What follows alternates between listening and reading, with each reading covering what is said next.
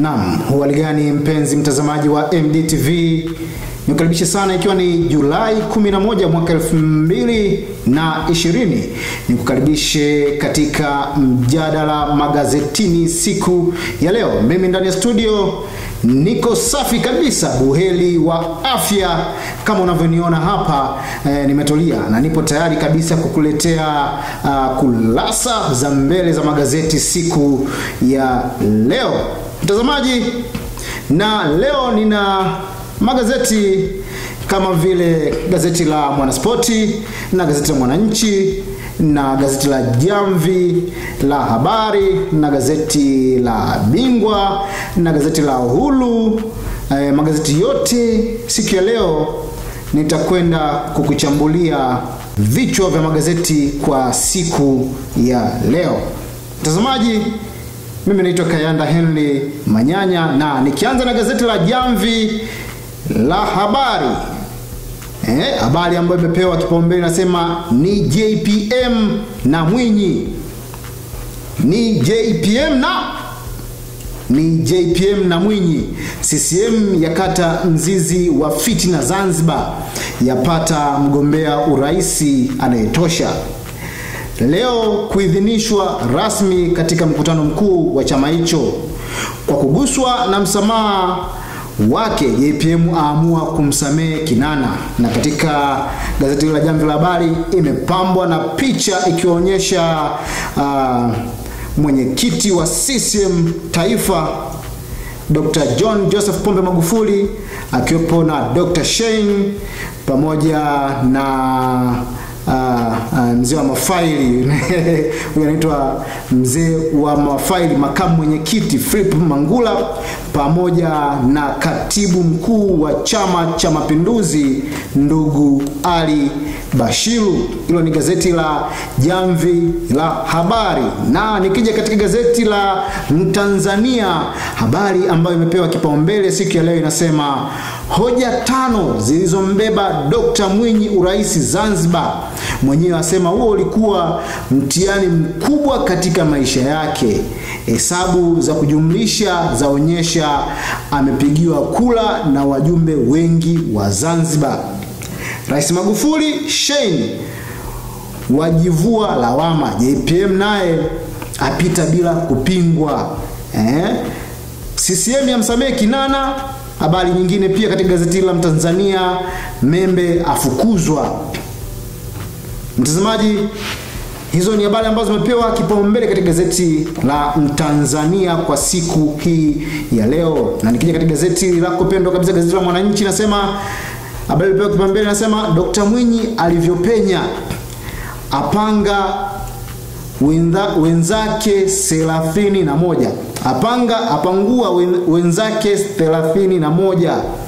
Kula za halmashauri kuu zahesabiwa zikirushwa na runinga moja kwa moja. Mbrazili afungwa jela miaka 30 alia umaskini. Katika gazeti la Mwananchi picha ambayo imepamba pale inamuonyesha Rais Jamhuri ya Muungano wa Tanzania ambaye pia ni mwenyekiti wa Chama cha Mapinduzi, Rais Magufuli pamoja na Dr. Shein akiwa pamoja na Dr. Mwinyi ambaye Chama cha Mapinduzi kimeweza kumpitisha kuweza kugombea uraisi pale Zanzibar. Hilo ni gazeti la Mwananchi kwa siku ya leo ikiwa ni tarehe 11 mwezi wa 7 mwaka 2020.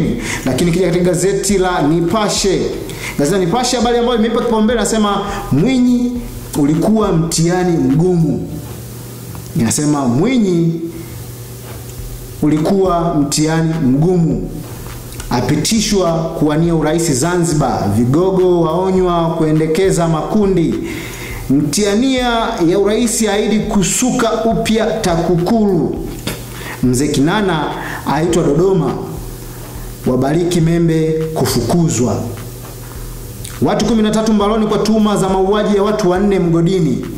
Hilo ni gazeti la Nipashe. Hizo ni habari ambazo zimepewa kabisa kipaumbele katika gazeti lako la Nipashe. Jipatie nakala yako uweze kusoma kwa kina zaidi. Gazeti la Uhuru na linasema kwamba ni Mwinyi Zanzibar. Halmashauri kuu ya Taifa imempitisha kwa kishindo apeperushe bendera ya CCM katika kinyang'anyiro cha uraisi, asema atalitumikia taifa kwa uwezo wake wote. Nani kama Dr. Magufuli? Hilo ni swali ambalo linaulizwa pale juu kabisa pale katika gazeti lako la Uhuru siku ya leo. Lakini pia limepambwa na picha ya Dr. Mwinyi. Kwa wale wasiomfahamu, basi unaweza kuchukua gazeti lako pendo kabisa la Uhuru uweze kujisomea zaidi na kuona mambo mengi ambayo yameshine katika gazeti hilo siku ya leo. Lakini katika gazeti la Zanzibar Leo nasema mbio za uraisi wa Zanzibar CCM ni Dr. Hussein Mwinyi ateuliwa kupeperusha bendera 2020. JPM ampongeza Dr. Shein. Corona yasababisha milioni 50 Afrika kukumbwa na umasikini. Wavuvi waliopotea wapatikana wakiwa hai. Habari nyingine inasema bei ya mafuta yapanda kidogo.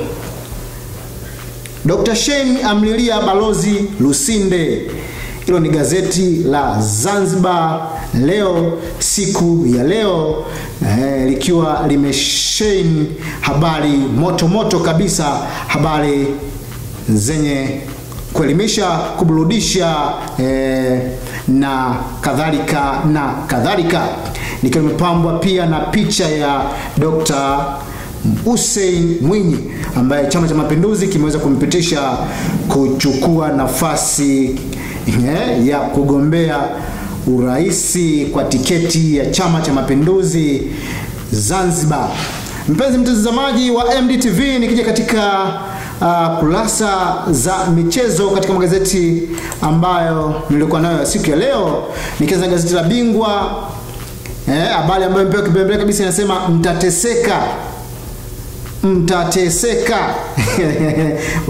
Wangeongezea tu pale mtateseka sana, lakini wamesema mtateseka. Simba wala kiapo, Yanga waja kivingine.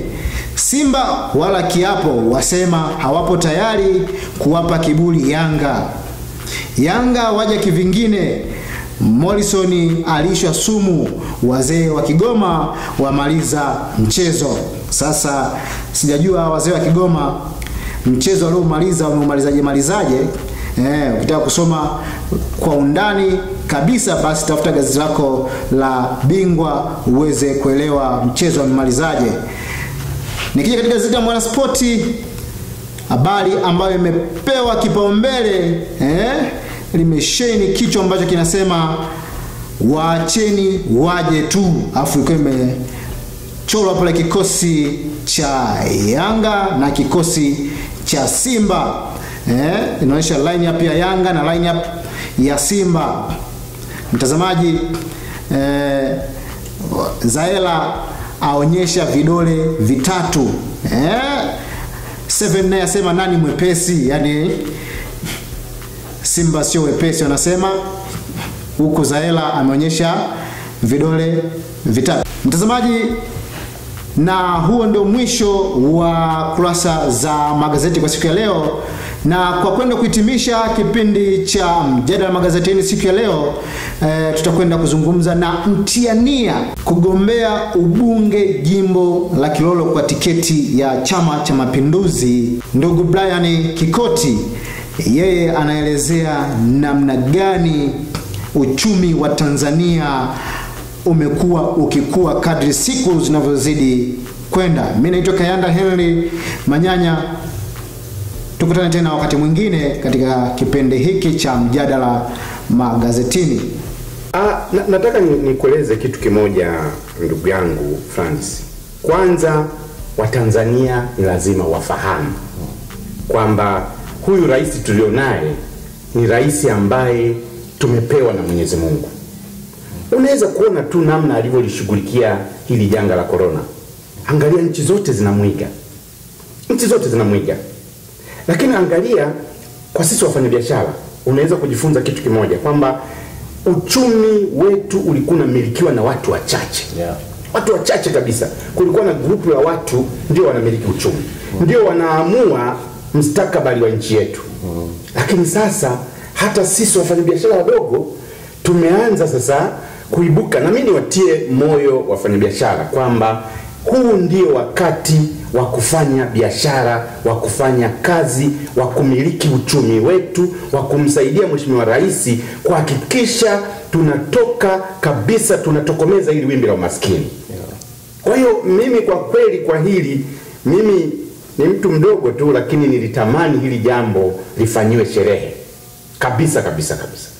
Kwa hiyo mimi nimepata faraja kubwa sana. Unaweza ukaona tu kwenye nyanja ya mawasiliano, unaweza ukaangalia kwenye nyanja ya mambo ya hospitali kwa maana ya afya, unaweza ukaingia kwenye nyanja ya kibiashara yenyewe. Swala la madini Mheshimiwa Rais ameliweka kabisa kwenye mihimili ya nchi yake, yani kwamba hii ni ya nchi.